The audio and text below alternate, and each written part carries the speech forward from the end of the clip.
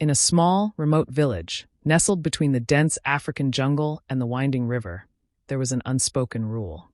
The elders often warned the villagers, particularly the young and adventurous, never to bathe in the river at night. It wasn't just a superstition or an old wives' tale. It was something far more sinister, a deep-rooted belief passed down through generations. But as with most forbidden things, there were always those who, driven by curiosity or defiance, would test the boundaries. This is one such tale, one that would haunt the village for generations. The river, a vast and seemingly peaceful body of water, was at its most enchanting during the day. The sun would kiss its surface, making it shimmer like liquid gold, inviting the villagers to come down for a bath or to fetch water for their homes.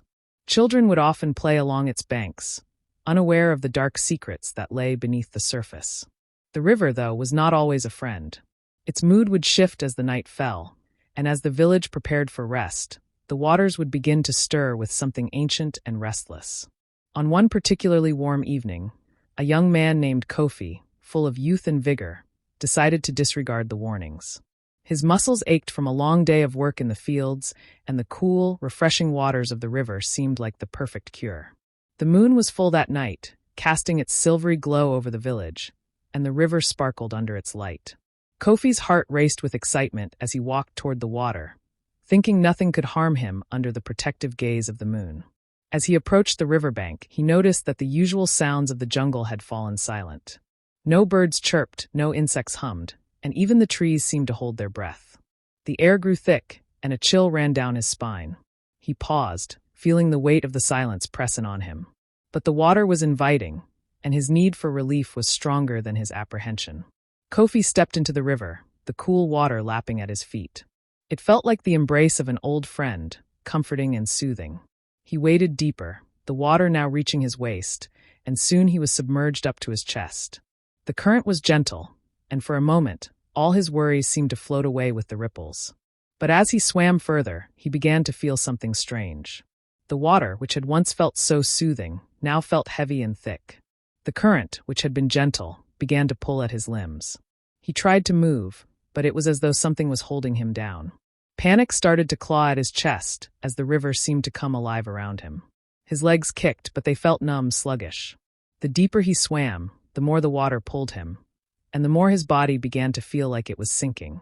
Kofi's breath grew shallow as he struggled, his hands reaching out for something, anything, to hold on to. His eyes darted around, but all he could see was the glimmering water, the shimmering surface that now seemed far too distant. It was as though the river was mocking him, offering him its embrace but pulling him further into its depths. And then, as he looked down into the inky blackness beneath him, he saw them, eyes. Hundreds of eyes, glowing faintly from the dark water, staring up at him. They were not the eyes of any animal he had ever seen, nor were they the eyes of any creature that belonged to this world. These were ancient eyes, the eyes of something that had lain dormant in the river for centuries. They blinked slowly, methodically, as though watching Kofi's every move. A cold terror gripped his heart. He tried to turn back, but his body wouldn't respond. The current was stronger now, dragging him further, deeper into the dark heart of the river. He opened his mouth to scream, but the water rushed in, filling his lungs with the taste of earth and decay. The eyes in the water grew larger, and Kofi felt an icy hand grip his ankle, pulling him down toward the depths. In his final moments, as the water swallowed him whole, Kofi realized the truth. The river was alive, a living, breathing entity with a hunger that could not be sated. It had been waiting for someone like him, someone foolish enough to defy the warnings of the elders. And as Kofi's vision blurred and the light from the moon disappeared, he understood that the river was not just a body of water. It was a guardian, a protector of secrets too dark to ever be spoken aloud. Back in the village, the elders gathered as they had for countless generations, their faces solemn as they spoke of the river. They had seen the warning signs, the signs that Kofi's curiosity had ignored. The river was not just a source of life. It was also a source of death, a place where the spirits of those who had dared to disturb its peace were forever trapped. The river's depths held memories of countless souls who had come before Kofi, each one drawn into the water's embrace, never to return. The village had learned to live with the river, to respect its power and its wrath. They knew that the river was not a place for play or recklessness, and they passed the story down from one generation to the next. They spoke of Kofi's fate as a cautionary tale, a reminder of the dangers that lay hidden in the night, and they never spoke of the eyes that watched from beneath the surface. Years passed, and the river continued to flow, its waters shifting between calm and storm. But the villagers never forgot the lesson of Kofi. They never bathed in the river at night. They knew that the river was more than just water. It was a living, breathing force that could not be tamed, and that it had a price for those who dared to test its boundaries. And so the village lived on, its people wise and cautious, forever haunted by the memory of the night when Kofi had bathed in the river. The river, with its ancient eyes, remained a silent witness to the passage of time, waiting patiently for the next soul who would come too close, too curious, and too brave. This is why you should never bathe at the village river at night. The river holds more than just water.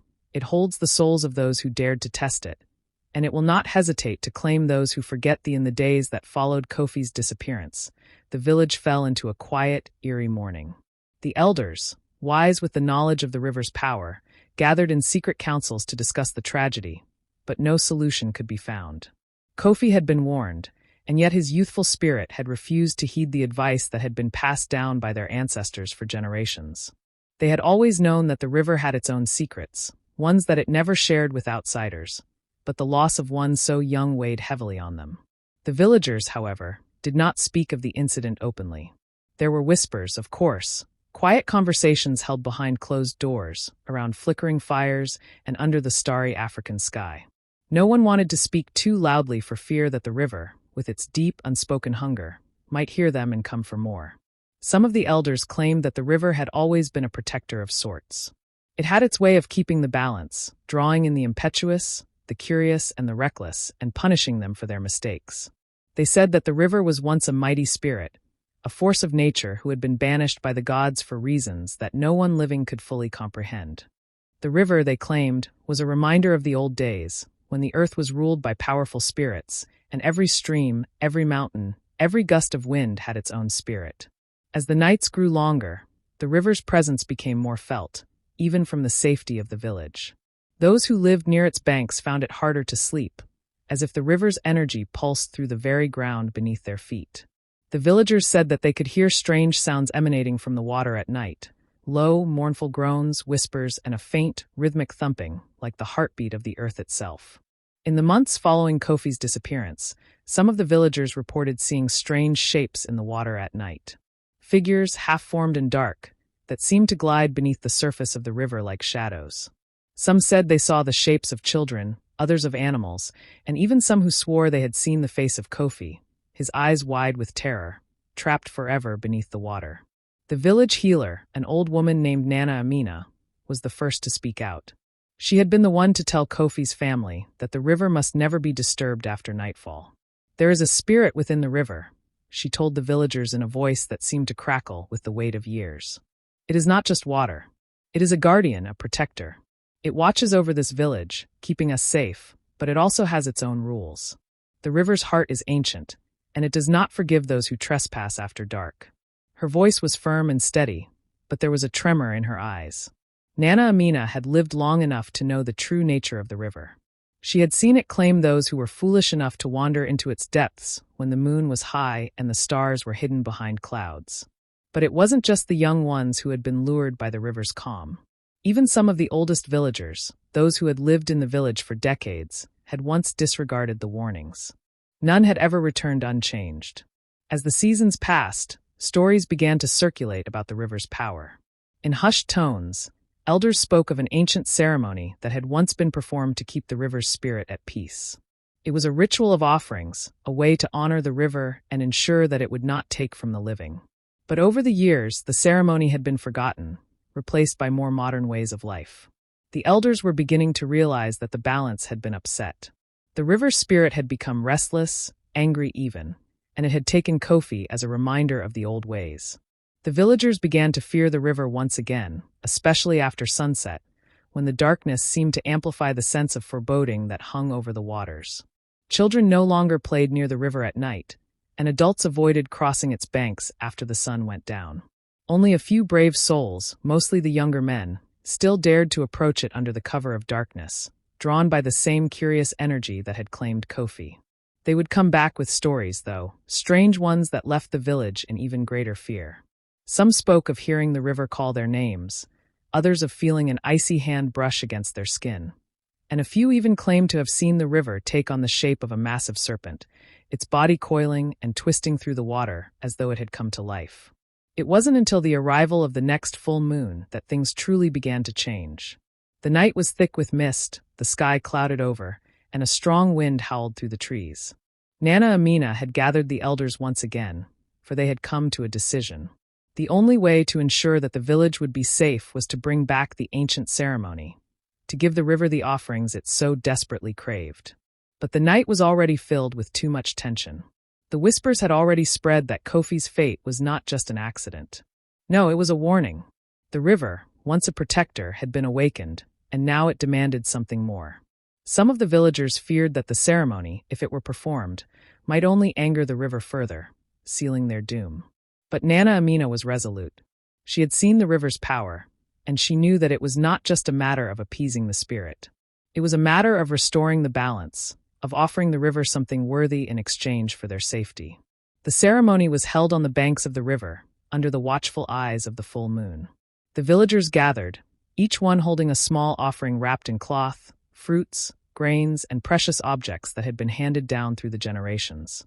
Nana Amina stood at the forefront, chanting words that had been lost to time, words spoken only by those who knew the river's ancient language. The sound of her voice rose and fell like the current of the river itself, deep and powerful, resonating through the very ground beneath their feet.